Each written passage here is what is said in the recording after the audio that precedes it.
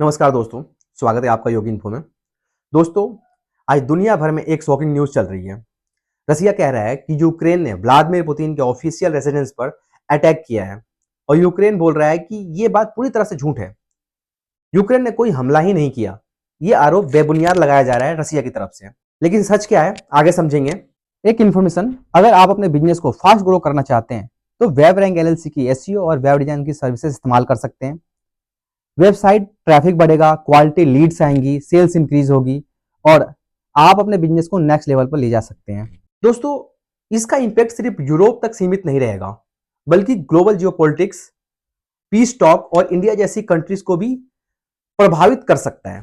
तो चलिए समझते हैं असली गेम क्या है। सबसे पहले बैकग्राउंड समझते हैं। रसिया ने यूक्रेन पर 27 फरवरी 2022 में हमला शुरू किया था, जो अब लगभग 4 साल से ज्यादा से चल रहा है। इस दौरान दोनों साइड से मल्टीपल ड्रोन अटैक्स हुए, मिसाइल अटैक्स हुए। फ्रंट लाइन बैटल ने नॉर्मल लोगों की लाइफ को पूरी तरह से तहस नहस कर दिया। इस कन्फ्लिक्ट में Ukraine, Russia, NATO, US and European Union major player हैं। अब रसिया का दावा है कि 29 दिसंबर 2025 को यूक्रेन ने 91 लॉन्ग रेंज ड्रोन के जरिए पुतिन के एक प्रेसिडेंशियल रेसिडेंस, जो कि वाल्दाई नौग्रेद रीजन में है, इस पर हमला किया।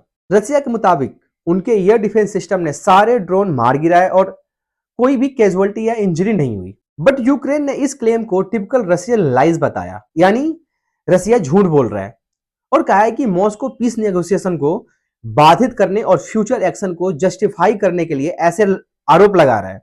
अब दोस्तों, असली जियोपॉलिटिक्स का गेम समझते हैं। ये अटैक का क्लेम एक मेजर जियोपॉलिटिकल ट्रिगर पॉइंट साबित हो सकता है। दोस्तों, रसिया चाहता है कि नेगोशिएशन टेबल पर उसकी पोजीशन स्ट्रांग दिखे, जिससे कि वो अपनी बातों को स्ट्रांग तरीके से रख सके एंड अपनी मांगों को वो मनवा सके। वहीं यूक्रेन डिनाई कर रहा है ताकि पीस प्रोसेस कंटिन्यू रहे और यूएस एंड यूरोप की सपोर्ट यूक्रेन को डिप्लोमेटिक सपोर्ट तो देते ही देते हैं।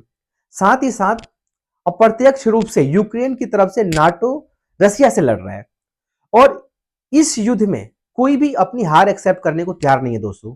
इसलिए युद्ध खत्म ही नहीं हो रहा। यूएस एंड नाटो ने यूक्रेन को इस युद्ध में जिंदा रखा है। रसिया से नाटो एंड यूएस जीत तो नहीं सकते एंड हार भी एक्सेप्ट नहीं करना चाहते। इसलिए पीस डील ही आखिरी रास्ता हो सकता है दोस्तों, और कोई दूसरा विकल्प ही नहीं है। एक तरफ रसिया महाशक्ति वो हार मानेगा नहीं और दूसरी तरफ यूएस नाटो हार मानने को तैयार नहीं है। तो दैट्स इट कि पीस डील ही होना चाहिए। ये आखिरी रास्ता है, आखिरी विकल्प है। ये कॉन्फ्लिक्ट सिर्फ बैटलफील्ड तक सीमित नहीं है। ये एक इंफॉर्मेशन वॉरफेयर है, डिप्लोमेसी वॉर है एंड साथ ही साथ यहां प्रोपेगेंडा भी चलाया जा रहा है, पीस टॉक भी चल रहा है, यानी सब कुछ एक साथ चल रहा है दोस्तों। यहीं से जियोपॉलिटिक्स इंटरेस्टिंग हो जाती है। इंडिया की स्टैंड ट्रेडिशनली नेचुरल डिप्लोमेसी और पीस पुश की रही है। इंडिया हमेशा से कहता आया है कि वो शांति के साथ है। इंडिया इकोनॉमिक इंप्लीकेशन को क्लोजली मॉनिटर कर रहा है। ऑयल प्राइस हो, डिफेंस सप्लाई चेन हो, strategic relationship with US and Russia से हो, सिक्योरिटी कंसर्न भी इंपॉर्टेंट है, स्पेशली इंडो पैसिफिक स्टेबिलिटी के कंटेस्ट में। इंडिया जैसी कंट्री के लिए मेजर इंपैक्ट हो सकते हैं, जैसे एनर्जी प्राइस हाई हो सकता है, ग्लोबल ट्रेड डिस्टर्ब हो सकता है। डिप्लोमेटिक बैलेंस बनाए रखना इंडिया के लिए एक बहुत बड़ा चैलेंज हो सकता है। पीस नेगोशिएशन का आउटकम भी इंडिया के लिए फायदेमंद हो सकता है। एक भी एस्केलेशन ग्लोबल इकोनॉमी और सप्लाई चेन को प्रभावित कर सकता है, हिला कर रख सकता है। दोस्तों, अब फ्यूचर सिनेरियोज को देखते हैं। बात करते हैं फर्स्ट सिनेरियो की। पीस नेगोशिएशन कंटिन्यू चल सकता है एंड वॉर इंटेंसिटी रिड्यूस हो सकती है। सेकंड सिनेरियो की बात करें तो रसिया डिप्लोमेटिक या मिलिट्री रिटेलिएशन कर सकता है, तो कन्फ्लिक्ट एस्केलेट हो सकता है। सिनेरियो थर्ड की बात करें तो इंटरनेशनल कम्युनिटी सीज फायर और नेगोशिएशन के लिए प्रेशर बना सकती है दोनों कंट्रीज पर, रसिया एंड यूक्रेन पर। तो हो सकता है कि लॉन्ग टर्म सोल्यूशन की उम्मीद हो सके।